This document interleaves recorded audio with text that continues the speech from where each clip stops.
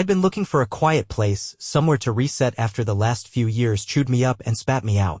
The house at the crossroads fit the bill, old, cheap, and isolated, sitting on a patch of land where 2 dirt roads carved an uneven X through the trees. The realtor rushed me through the paperwork, muttering about a motivated seller, and I didn't ask questions. A 2-story fixer-upper with peeling paint and a sagging porch wasn't much, but it was mine. The deed listed the house, a detached garage, and a well. Nothing else. So when I found the outbuilding half swallowed by brambles and kudzu, I figured I'd stumbled on a bonus. It was a week after I moved in. I'd been clearing the yard, hacking at the overgrowth with a pair of rusty shears I found in the garage, when I saw it, a low, squat structure tucked behind a curtain of vines. The wood was weathered gray, the roof sunken like a tired sigh, and a single window stared out, its glass so clouded it looked blind. I checked the deed again that night, hunched over the kitchen table with a beer. No mention of it. Not a shed, not a barn, nothing. I told myself it didn't matter, old properties like this came with quirks, but something about it stuck with me like a splinter under a nail. The next morning I went back.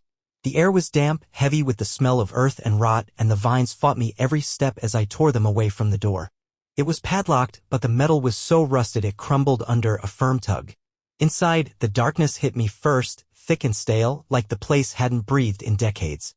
I flicked on my phone's flashlight and the beam caught a room frozen in time. A sagging couch sat against one wall, its fabric stained and frayed. A coffee table leaned on 3 legs, littered with yellowed newspapers too faded to read. In the corner, an old CRT television hunched on a rickety stand, its screen dull and lifeless. Dust coated everything, undisturbed, like no one had crossed the threshold since the Nixon administration. I stepped inside, floorboards groaning under my boots. The silence was oppressive, broken only by the faint drip of water somewhere I couldn't see. I ran my hand over the couch and a cloud of dust billowed up, catching in my throat. Coughing, I turned to the TV. It was one of those bulky relics with rabbit ear antennas, the kind my grandparents had when I was a kid. I don't know why I did it, curiosity maybe, but I reached for the power button. My finger hesitated over the cracked plastic and I pressed it. Nothing happened. No hum, no static, just dead silence. I laughed under my breath, feeling stupid for expecting anything from a junk heap like that. The cord wasn't even plugged in, it snaked across the floor and ended in a frayed stump, no outlet in sight. I shook my head and turned to leave, the flashlight beam sweeping the room one last time. That's when I heard it, a low, electric whine, like a machine waking up. I froze. Slowly, I turned back. The TV was on. The screen glowed faintly, a wash of gray static flickering across it. My heart kicked against my ribs. I hadn't touched it again. I hadn't plugged it in. I stepped closer, the whine growing louder, buzzing in my ears like a trapped fly. The static shifted, swirling into shapes blurry at first, then sharpening. I saw a room. My room. The living room upstairs, with its cracked plaster walls and the thrift store armchair I'd dragged in last week. The angle was wrong, though, tilted like someone had set a camera on the floor. And there I was, sprawled across the couch, eyes closed, chest rising and falling in the slow rhythm of sleep. I stumbled back, my boot catching the edge of the coffee table. The flashlight clattered to the floor, plunging the room into shadows, but the TV's glow held steady. I couldn't look away. On the screen, I shifted, my head lolling to one side, mouth slack. It was me right then, or was it? I'd been out here for 20 minutes, not upstairs napping. My hands shook as I fumbled for the power button, jabbing it over and over. The screen didn't flinch. The image stayed locked on me sleeping, the static humming like a chorus of whispers. Then I heard it, a creak, sharp and deliberate from the house behind me. My head snapped toward the sound, but the outbuilding's window was too grimy to see through.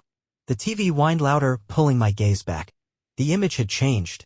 I was still on the couch, still asleep, but something stood over me now, a shadow, tall and thin, its edges bleeding into the static.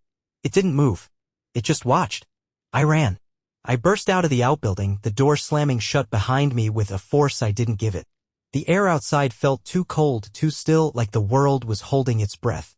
My flashlight was still inside, abandoned on the floor, but the faint glow of the TV seeped through the grimy window, a sickly pulse against the dusk. I didn't look back. My boots pounded the dirt as I sprinted to the house, the creak I'd heard echoing in my skull. It wasn't the wind settling the old frame, I knew that sound. It was deliberate, alive. The back door was unlocked, just as I'd left it. I stumbled into the kitchen, slamming it shut and twisting the deadbolt. My hands shook so bad I dropped the keys twice before I could jam them into my pocket. The house was dark, the last of the daylight bleeding out through the windows. I flipped every switch I passed, kitchen, hallway, living room, until the place blazed with light. It didn't help. The brightness felt hollow, like it was mocking me instead of chasing the shadows away. I stood in the living room, chest heaving, staring at the couch. It was empty, shoved against the wall where I'd left it, the worn cushions still dented from where I'd sat that morning. No shadow loomed over it. No static hum filled the air. Just silence, thick and heavy, pressing down on me. I tried to laugh it off, stress, I told myself. A glitch in my head from too many nights alone in this creaky dump. But my eyes kept darting to the corners, the doorways, waiting for something to step into the light. I grabbed a beer from the fridge, cracked it open, and chugged half of it standing there, the cold metal grounding me. I needed to think. The TV in the outbuilding, how the hell was it working? No power, no plug, and yet it showed me clear as day. And that shadow. I shivered, the can slipping in my sweaty grip. I couldn't stay here tonight, not with that thing out there. I'd pack a bag, crash at a motel, figure it out tomorrow. That's when I heard it again. A creak, slow, measured, like a foot testing a stair. It came from above me, the second floor. My stomach dropped. I hadn't been up there all day, too busy wrestling the yard and poking around that damn outbuilding. The beer hit the counter with a dull clang as I grabbed a knife from the block, its blade dull but better than nothing. I moved to the staircase, each step groaning under my weight, the sound blending with the pulse in my ears. The upstairs hall was a narrow stretch of peeling wallpaper and closed doors, bedroom, bathroom, a closet I hadn't bothered opening yet. The creak came again, sharper, from my bedroom at the end. I tightened my grip on the knife and nudged the door open with my foot. The room was dark, the bulb in the ceiling fixture long burned out. I fumbled for my phone, thumbing on the flashlight with a trembling hand. The beam swept the space, bed unmade, boxes still taped shut, a cracked mirror propped against the wall. Nothing moved. No shadow lingered. I let out a shaky breath, lowering the knife. Then the light caught something on the floor, a footprint, faint but unmistakable, pressed into the dust. Barefoot, toes splayed, pointing toward the bed. My mouth went dry. I hadn't walked barefoot up here. I hadn't walked in dust like that. Another creak, behind me. I spun, the beam slicing through the hall. Empty. But the air felt wrong, heavier, like someone had just slipped out of sight. I backed into the bedroom, my heel brushing the footprint, and that's when I saw it, the mirror. My reflection stared back, pale and wide-eyed, knife in hand. But behind me, in the glass, something shifted. A shadow, tall and thin, its edges smudged like smoke. It didn't move like a reflection should. It leaned closer, hovering just over my shoulder. I dropped the phone, the light spinning across the floor, and bolted. Down the stairs, through the living room, out the front door, I didn't stop until I hit the yard, gravel biting into my soles. The house loomed behind me, lights blazing, a beacon in the dark. I fumbled for my keys, my truck parked just steps away. I drive, get out anywhere but here. Then I heard it, a low, electric whine, cutting through the night. My head turned before I could stop it. The outbuilding's window glowed again, brighter now, the TV's light spilling onto the ground.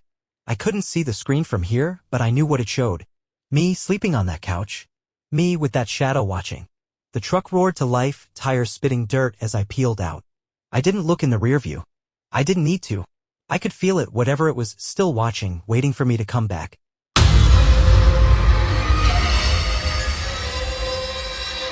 The rain came down in sheets the day after I moved in. A relentless hammering that turned the yard into a swamp and drowned out the quiet I'd been chasing. The house was a steel. A squat, brick thing on the edge of town, surrounded by overgrown lots and sagging fences.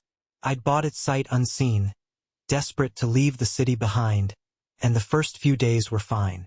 Unpacking boxes, fixing leaky faucets, ignoring the way the hardwood creaked like it was whispering secrets. Then the storm hit, and the basement started to weep. I noticed the smell first. It crept up through the floorboards that night, faint but foul, like something had crawled under the house and died. Rot, wet earth, a hint of something sharper I couldn't place. I chalked it up to old pipes and went to bed, the rain drumming against the windows. By morning it was worse, thick enough to coat my throat when I breathed.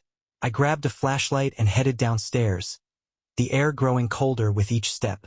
The basement door stuck, swollen from the damp, and when I yanked it open, the stench hit me like a fist.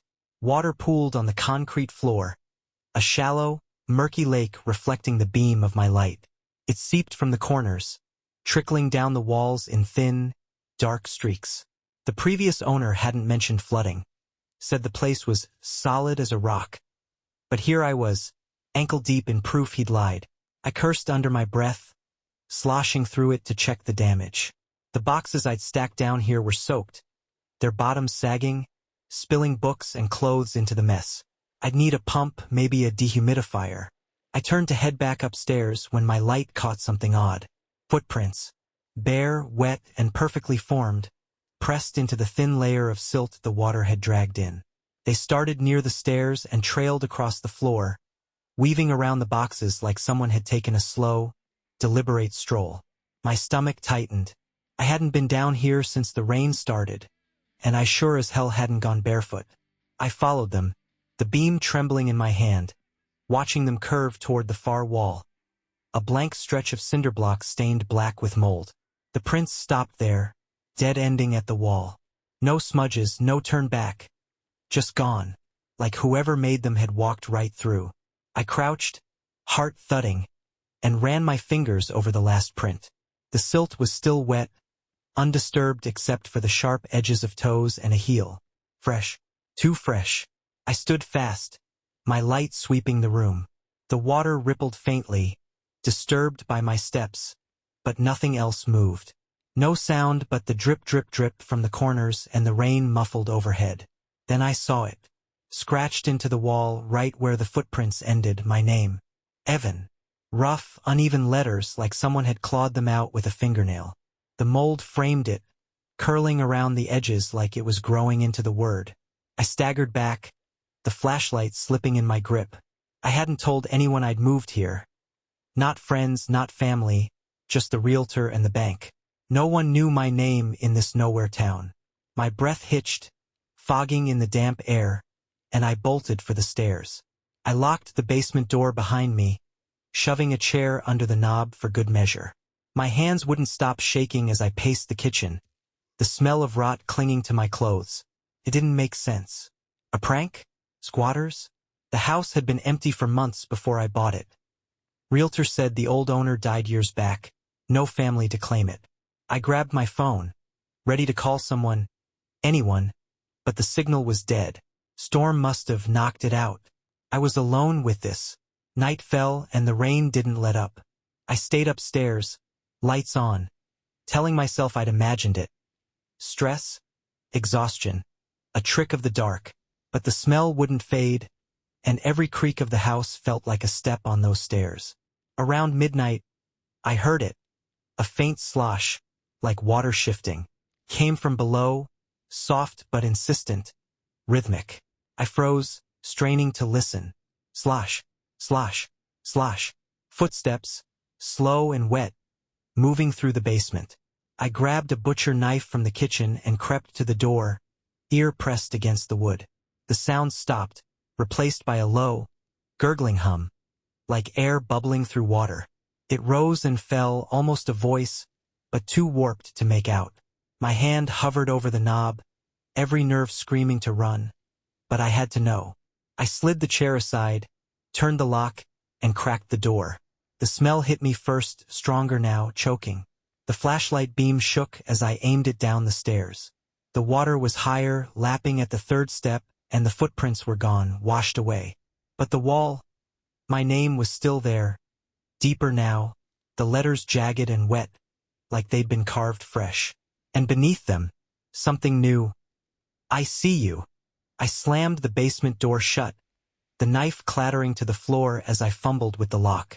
My hands were slick with sweat, slipping on the knob, but I got it secured and wedged the chair back under it, piling a stack of unpacked boxes on top for good measure. The words burned into my skull, I see you, scratched into that wall like a promise. I backed away, chest heaving, the gurgling hum still echoing in my ears. It wasn't human. It couldn't be. But it knew my name. The kitchen felt too small, the lights too harsh, casting shadows that twitched with every flicker. I grabbed my keys from the counter, truck was out front, half a tank, enough to get me somewhere with a signal, a motel, anywhere but here. The rain pounded harder, a dull roar against the roof, but I didn't care. I'd drive through a flood if it meant getting away from that basement. I made it to the front door, hand on the latch, when the power cut out. Darkness swallowed the house. The hum of the fridge died, the lights blinked off, and all I could hear was the rain and my own ragged breathing. I froze, keys biting into my palm. Then from below, that sloshing sound again, slow, deliberate, like bare feet dragging through water. It was louder now, closer, climbing the stairs. Slosh. Slosh. Slosh. Something thumped against the basement door, soft but heavy, testing it. I didn't wait. I yanked the front door open and ran into the storm, rain stinging my face as I sprinted for the truck. The yard was a mire of mud, sucking at my boots, but I reached the driver's side, climbed in, and jammed the key into the ignition. The engine sputtered, coughed, then roared to life. I hit the gas, tires spinning before they caught, and peeled out onto the road. The house shrank in the rear view, a black silhouette against the lightning-streaked sky, but I swore I saw movement, something pale at the edge of the porch, watching me go. I drove blind, wipers useless against the downpour, until I hit a gas station 10 miles out. The clerk barely looked up as I stumbled in, soaked and wild-eyed, babbling about a flooded basement and needing a phone. He pointed to a payphone in the corner. Cell towers were down, he said, storm's fault. I called a tow service, a plumber, anyone who'd listen, but no one could come until morning. I checked into a roadside motel, paid cash, and spent the night staring at the ceiling, the gurgling hum looping in my head. Dawn broke gray and damp. I hitched a ride back with a tow guy who didn't ask questions, his truck rattling down the flooded road. The house looked smaller in the daylight, hunched and tired, like it was waiting for me. The rain had stopped, leaving puddles that mirrored the overcast sky. I thanked the driver and stood in the yard, staring at the front door. It was ajar. I hadn't left it that way. I grabbed a tire iron from the truck bed, he'd left it behind, and crept inside. The air was thick with that rotting stench, stronger now, like meat gone bad. The power was still out, the house dim and silent except for a faint drip from somewhere below. I checked the basement door. The chair was toppled, boxes scattered, but the lock held. I pressed my ear to the wood. Nothing. No sloshing, no hum, just the drip, steady and slow. I had to see. I unlocked the door, tire iron raised, and eased it open. The water had receded, leaving a slick sheen on the stairs. I descended, each step squelching under my weight until I hit the concrete. The basement was a mess, boxes overturned, silt smeared across the floor, but the footprints were back. Dozens of them now, crisscrossing the room, all bare, all fresh. My light swept the wall. Evan was still there, the letters deeper, ragged, like something had clawed at them all night. Below it, I see you had multiplied, scratched over and over, climbing the cinder block like a frantic chant. I backed toward the stairs, my breath shallow, when I heard it, a wet, sucking sound like a drain unclogging. It came from the corner where the water had pooled darkest. The surface rippled, then parted, and something rose. Pale, slick, humanoid but wrong, too long, too thin, its skin glistening like it was made of the flood itself. It turned, and where a face should have been, there was just a hollow, dripping void. It whispered my name, a gurgling hiss, and stepped forward, leaving footprints in its wake. I ran, the tire iron slipping from my hand as I took the stairs 2 at a time. The house didn't matter anymore, none of it did. I left it all behind, and I never went back.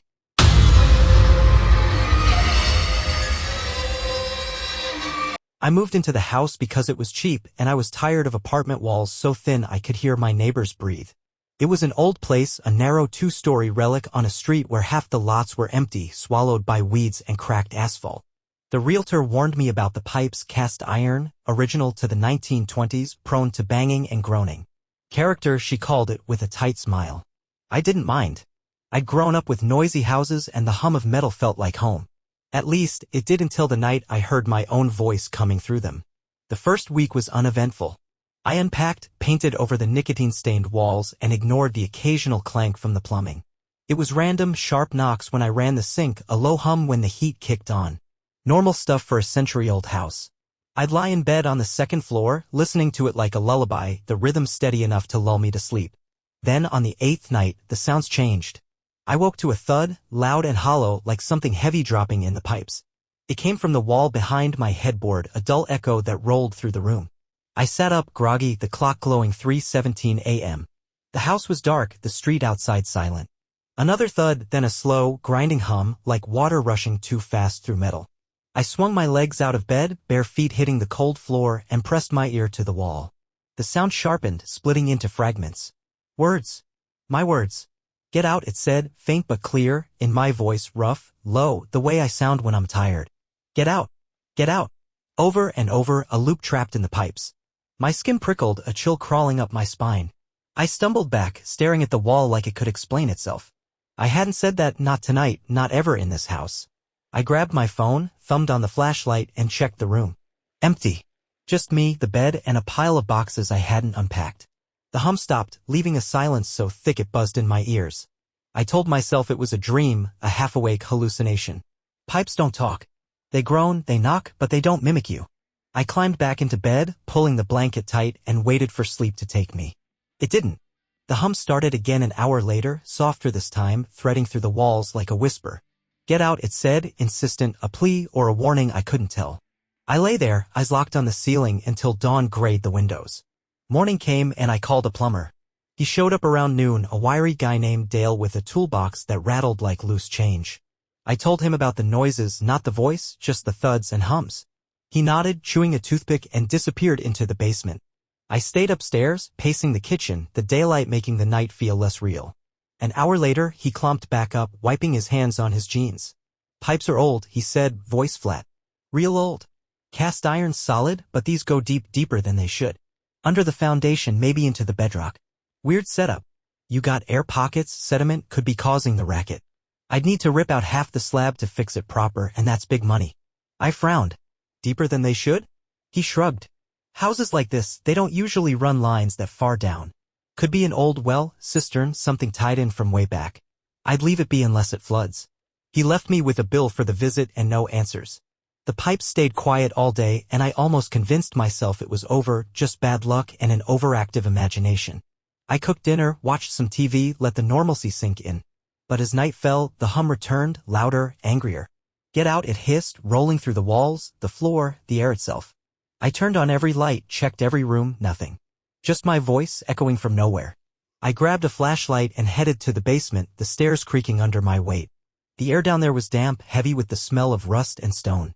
The pipes snaked along the walls, thick and black, disappearing into the concrete floor.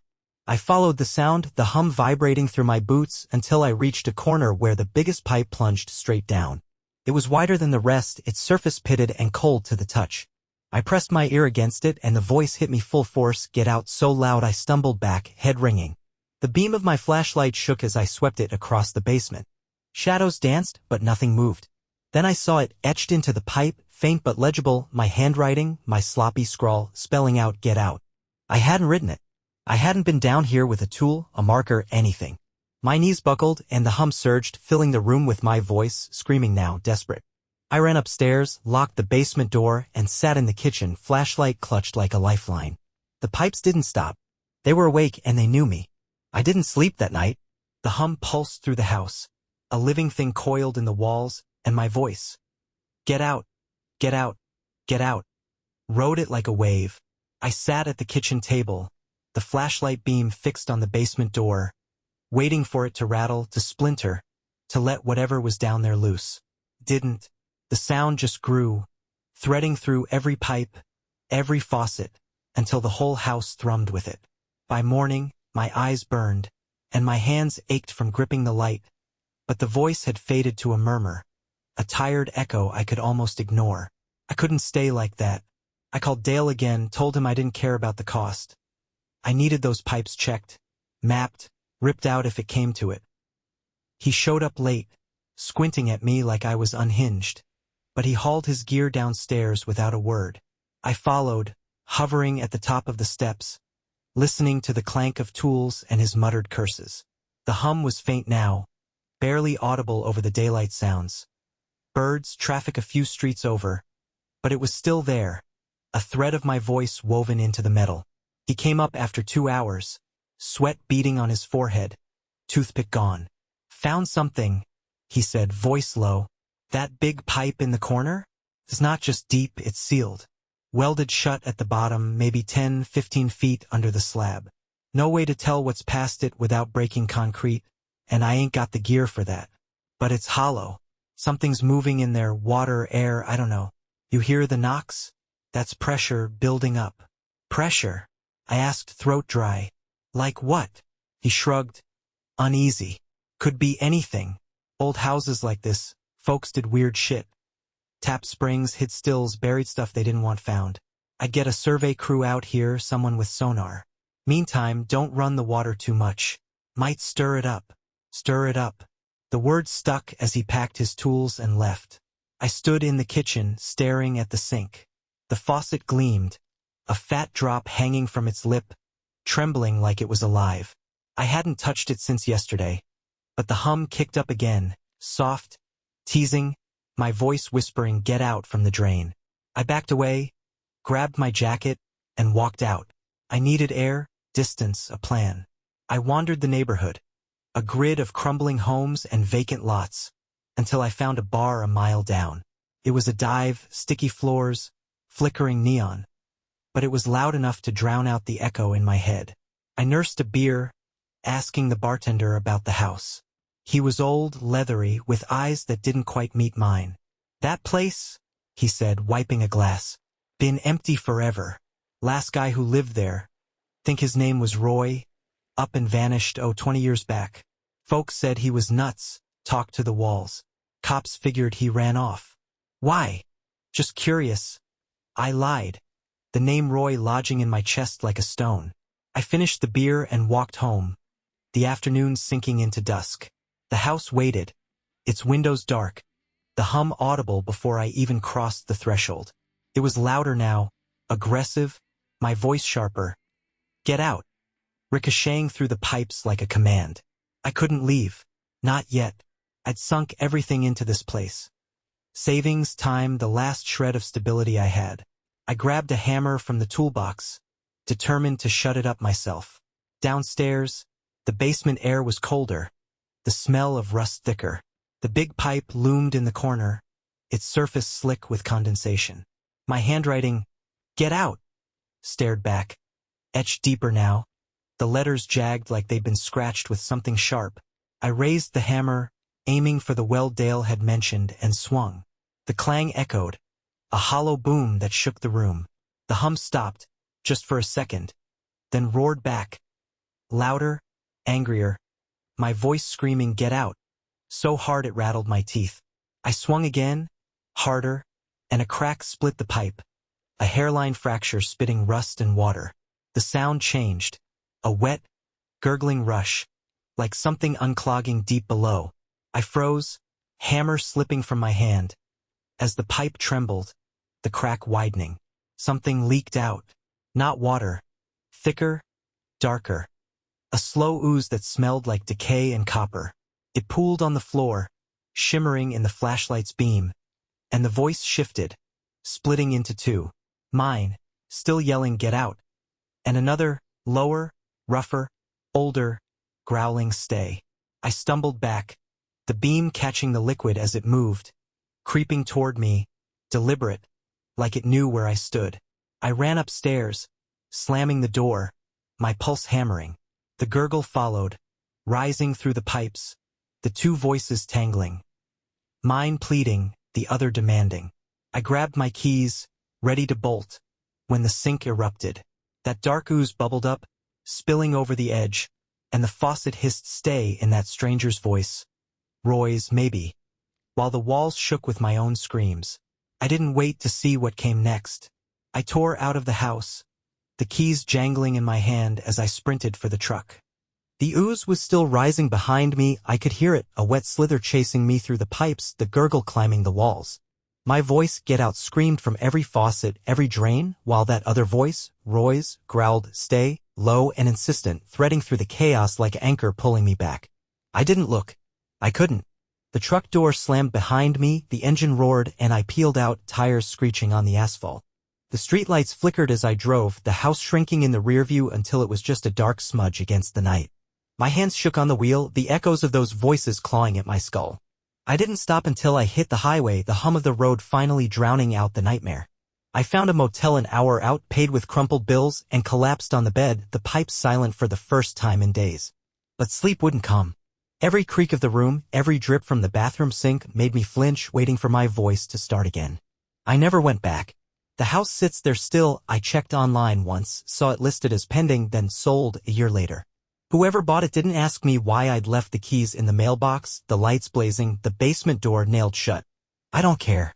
Some nights I wake up hearing it, the hum, the clank, my own voice begging me to run. And sometimes fainter, that other voice whispering, "Stay," like it's still waiting, patient, in the dark below.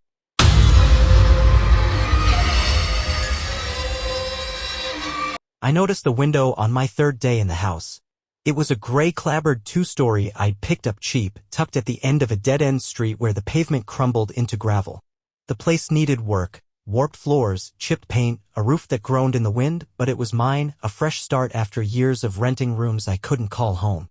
I'd spent those first days unpacking, scrubbing decades of grime, and avoiding the neighbors' curious stares. The window caught me off guard, though, because it didn't belong. I was outside, dragging trash bags to the curb when I saw it, a narrow, rectangular pane on the second floor, just above the porch. It was old, the glass wavy and streaked with dirt, framed and peeling wood that matched the rest of the house. I squinted, counting the windows I knew, 2 in my bedroom, 1 in the hall, 1 in the spare room I'd turned into storage. 4. This was 5, and I hadn't seen it from inside. I shrugged it off, maybe a trick of the angle, a reflection, but it nagged at me, a splinter I couldn't dig out. That night, I went looking. The second floor was a simple layout, 3 rooms off a short hallway, all accounted for. I paced each one, flashlight in hand, checking the walls. My bedroom had its 2 windows, curtains fluttering in the breeze. The hall had its single pane, fogged with age. The spare room's window overlooked the backyard, where the trees swayed like mourners. No 5th window. I tapped the walls, listening for hollows, but they were solid plaster and lath, no gaps.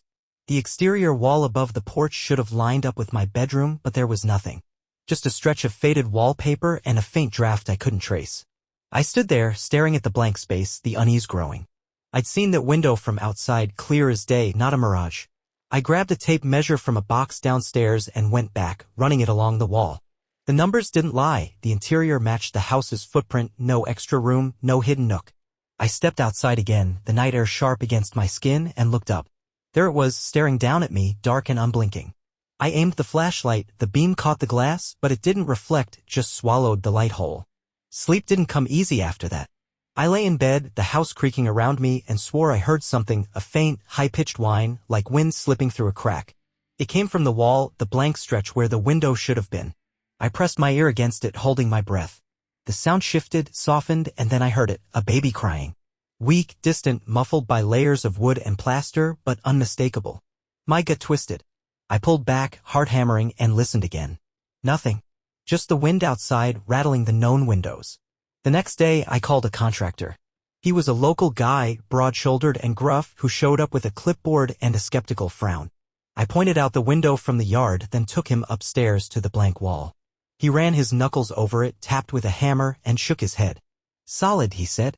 No cavity, no framing for a window. Could have been bricked up years back, but you'd see signs, uneven plaster, old seams. This looks original. Then why's it out there? I asked, pointing toward the exterior. He squinted out my bedroom window, then back at the wall. Beats me. Optical illusion, maybe. Houses this old play tricks. You hear anything funny? I hesitated. Yeah. Like crying. Last night. His frown deepened, but he didn't push it. Could be pipes, insulation settling. I'd need to cut into the wall to know for sure, and that's your call. Expensive, messy. Up to you. I didn't give him an answer. He left me his card and drove off, and I spent the afternoon staring at that wall, the crying echoing in my memory. It wasn't pipes, I'd lived with enough bad plumbing to know the difference. That night, I sat up with a beer and a flashlight, waiting. Around midnight, it started again, the whine, then the sobs, faint but growing, like something trapped and desperate.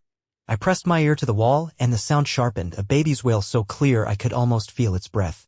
My hand shook as I touched the plaster, cold and smooth, and the crying stopped. Then something tapped back. A single, soft knock right where my fingers rested. I jerked away, the beer slipping from my hand, shattering on the floor. The tap came again, then another, a slow rhythm creeping along the wall like footsteps. I stumbled back, the flashlight beam darting across the room, but nothing moved. The knocks faded and the house went silent, leaving me alone with the dark and that impossible window outside, watching. I didn't sleep after the knocking. I spent the night downstairs, camped on the couch with every light blazing, the flashlight clutched like a talisman. The house stayed quiet, but the silence felt heavy, like it was waiting for me to let my guard down. My mind spun, bricked up windows, crying babies, taps from nowhere. It didn't add up. Old houses creak, sure, but they don't play games like this. By morning, my nerves were shot, and I knew I had to figure it out or leave. I grabbed a crowbar from the garage, an old, rusted thing I'd found buried under junk when I moved in, and headed upstairs. The blank wall stared back, innocent in the daylight, its faded wallpaper curling at the edges. I pressed my ear against it again, half expecting the crying to start, but there was nothing, just a faint draft brushing my cheek. I dug the crowbar's tip into the plaster, hesitated, then swung. The wall cracked, a spiderweb of fractures spreading from the blow. Another hit and chunks fell away, revealing splintered lath and a puff of dust that stung my eyes. No bricks. No window frame. Just insulation, pink and fibrous, stuffed between the studs. I tore at it with the crowbar, ripping handfuls free, searching for something, anything, to explain the window outside. The space was shallow, maybe a foot deep, ending at a solid layer of exterior wood. I pounded on it, the sound dull and final. No hollows, no secret room. I stepped back, panting, the floor littered with debris. The contractor was right, no sign of a window had ever been here. So why could I see it from the yard? I went outside, the crowbar still in hand, and looked up. There it was, narrow, dark, unchanged. The glass glinted faintly in the sun, but it didn't reflect the trees or the sky, just swallowed the light like a dead eye. I circled the house, checking every angle. The window stayed fixed, visible only from the front, disappearing when I got too close to the sides. It wasn't a trick of perspective, it was there, real, defying the inside of my own home. My stomach churned. I dropped the crowbar in the grass and went back in, locking the door behind me like that could keep it out. That night, I couldn't avoid it. The crying started again, sharper now, cutting through the walls like a blade. I sat on the bedroom floor, back against the bed, the hole in the wall gaping beside me. The sobs rolled in waves, a baby's wail that clawed at my chest, lost, scared, pleading. I wanted to run, but my legs wouldn't move. Then the tapping came, faster this time, a frantic patter skittering across the exposed lath. I aimed the flashlight, the beam shaking, and saw something shift just for a second, a shadow, small and quick, darting behind the studs. I lunged for the crowbar, still downstairs where I'd left it, and tore back up, ready to rip the wall apart. The crying stopped as I swung, the lath snapping like dry bones, insulation spilling out in clumps. I hacked until the hole stretched floor to ceiling, the exterior would laid bare. No shadow, no baby, just a draft, colder now, seeping through the cracks. I pressed my hand to the wood and it pulsed faint, rhythmic, like a heartbeat. I yanked back, the flashlight clattering to the floor, plunging the room into dark. The crying erupted again, not from the wall but from behind me. I spun, and there it was, the window. Inside now, set into the opposite wall where it had no right to be, its glass murky and glowing faintly like a lantern in fog. Through it I saw movement, a crib, rocking gently, and a small shape inside, writhing under a blanket. The sobs poured from it, deafening, filling the room until my ears rang. I stumbled toward it, hands outstretched, and the glass rippled like water under my touch. Something grabbed me. Not my hand, my mind. A pull, sharp and deep, dragging me forward. I yanked away, falling back, and the window vanished, leaving the wall blank again. The crying cut off, replaced by a low, keening whine that sank into my bones. I scrambled downstairs, grabbed my keys, and ran to the truck. I didn't look back until I was a mile out, the house a speck in the rear view. The window was still there, glowing faintly against the night. I stayed in a motel for a week, then sold the place through a lawyer, never stepping foot in it again. The new owners didn't ask questions and I didn't offer answers. But sometimes, driving past dead-end streets, I hear it, the crying, faint and far off, calling me back to that window I'll never find.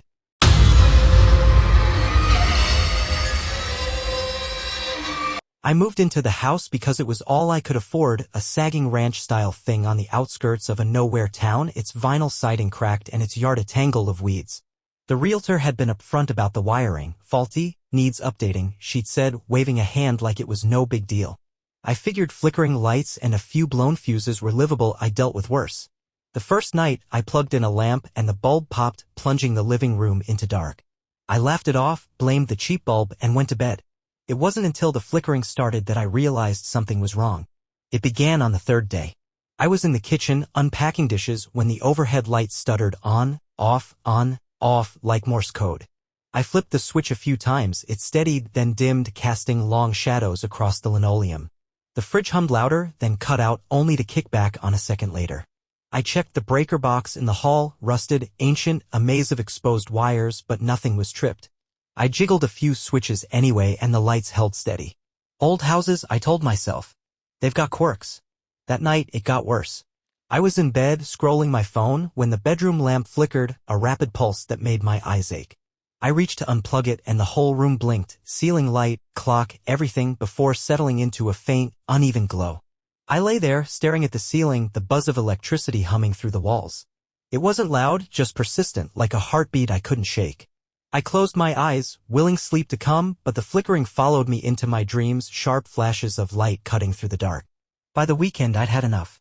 The lights flickered nonstop, kitchen, bedroom, bathroom, like the house was breathing in strobes. I called an electrician, a grizzled guy named Pete who showed up with a toolbox and a cigarette dangling from his lip. He poked around the breaker box, muttering about knob and tube wiring and fire hazards, then climbed into the attic with a flashlight. I waited downstairs, the lights pulsing around me until he came back down, his face tight. Up there's a mess, he said, wiping soot off his hands. Wires chewed up, insulation frayed. Found a switch too, old toggle, hooked to something, but I can't tell what. Power's live though. You been up there? No, I said, frowning. What's it do? Dunno. Didn't flip it, could be anything with the setup. I'd need to rewire the whole damn house to figure it out, and that's thousands. Your call. I told him I'd think about it. He left me a quote and a warning, don't mess with that switch till I'm back. The lights flickered as he drove off, and I stood there, the hum louder now, vibrating in my teeth. The attic. I hadn't even looked up there, too busy settling in, avoiding the cobwebs and dust. But Pete's words stuck and curiosity gnawed at me. A switch, live, connected to what? I grabbed a flashlight and pulled down the attic ladder, its hinges shrieking.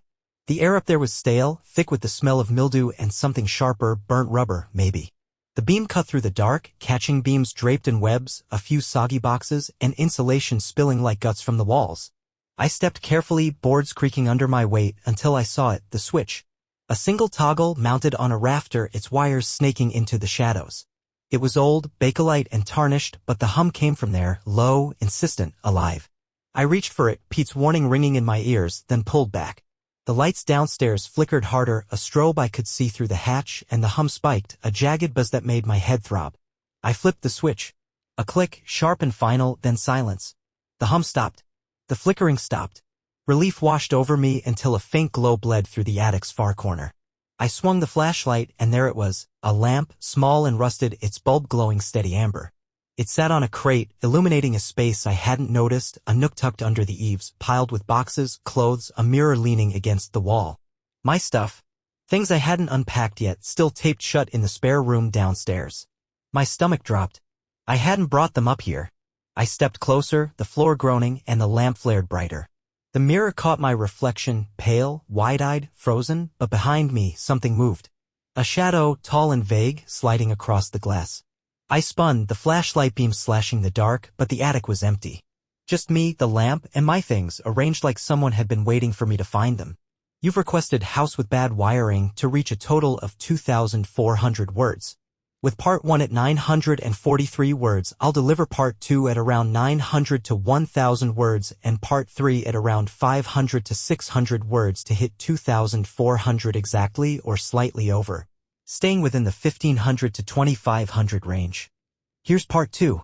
I stumbled back from the mirror, my flashlight beam trembling across the attic's shadowed corners. The lamp's glow held steady, casting an amber haze over my unpacked boxes, clothes spilling from a suitcase, books stacked neatly, a scarf I'd lost weeks ago draped over the crate like an offering. I hadn't touched the stuff since moving in, hadn't hauled it up the creaky ladder. My breath hitched, fogging in the cold air as I swept the light again. Nothing moved. No shadow, no sound, just the hum creeping back, faint at first, buzzing from the switch I'd flipped. I lunged for it, flipping it off. The lamp died, plunging the nook into dark, but the hum didn't stop, it grew, threading through the rafters like a swarm of wasps. Downstairs, the lights flickered again, a rapid pulse I could feel in my chest. I grabbed the nearest box, my box, with my handwriting on the label, and bolted for the ladder, nearly tumbling down in my rush. The attic hatch slammed shut behind me, the house groaning as I hit the hallway floor, clutching the box like it could anchor me to reality.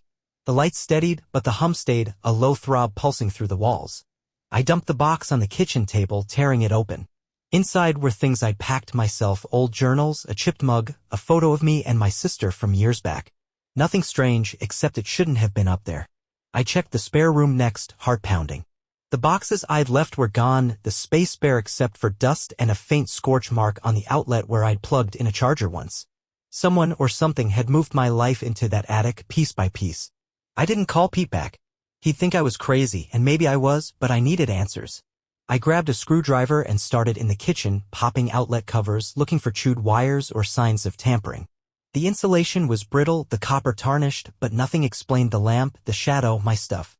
The hum followed me, louder near the walls, my ears ringing with it. I worked my way to the living room, the lights flickering overhead, and pried open the switch plate. A spark snapped, and the room went dark except for a faint glow leaking from the ceiling. I looked up. A crack ran across the plaster, thin but glowing, like a vein of light buried under the surface. I grabbed a stepladder, the hum now a steady drone, and climbed, screwdriver in hand. The crack was warm to the touch, the glow pulsing faintly. I dug the tip into it, prying, and the plaster gave way, crumbling onto my face. I coughed, blinking through the dust, and aimed the flashlight. Wires, dozens of them, twisted together in a nest, sparking and alive, running deeper into the ceiling than they had any right to. And there, tangled in the mess, was a scrap of fabric. My scarf, the one from the attic, charred at the edges. The lights surged back on, blinding me, and the hum spiked, a shrill whine that drove me off the ladder.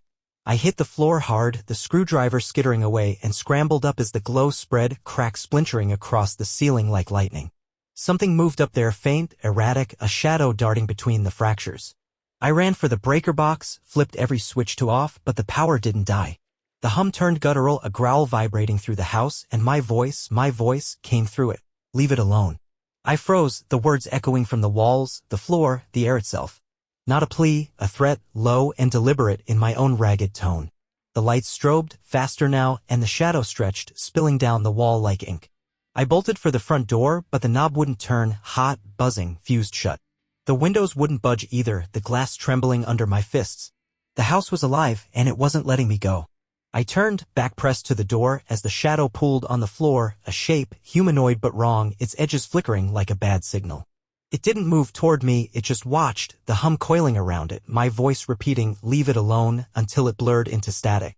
I slid to the ground, trapped, the glow from the ceiling bathing the room in sickly light. My stuff, the boxes, the scarf, the photo, didn't matter anymore. Whatever this was, it had claimed me long before I flipped that switch. The shadow loomed there, a smear of darkness against the pulsing light, and I couldn't move. The hum filled my skull, my voice, leave it alone, looping until it wasn't words anymore, just a snarl of sound pinning me to the floor. The air crackled, thick with ozone and the sharp sting of burnt wire, and the cracks in the ceiling widened, raining dust and sparks. I coughed, eyes watering, as the shadow shifted, not closer, but taller, stretching toward the glow like it was feeding on it. I crawled, inching along the wall, my hands scraping the peeling paint. The breaker box was useless, the door was locked tight, my only shot was upstairs, the attic, that damn switch. If I could kill the power there, maybe I could stop this. The lights strobed harder, the shadow twitching with every flash, and I hit the stairs, taking them two at a time. The hum chased me, my voice warping into a scream, leave it alone, so loud it shook the banister. The attic ladder was down, waiting, and I climbed, the rungs biting into my palms. The lamp was back on, its amber glow steady, illuminating my things, boxes torn open now, the photo of me and my sister shredded, the scarf coiled like a noose.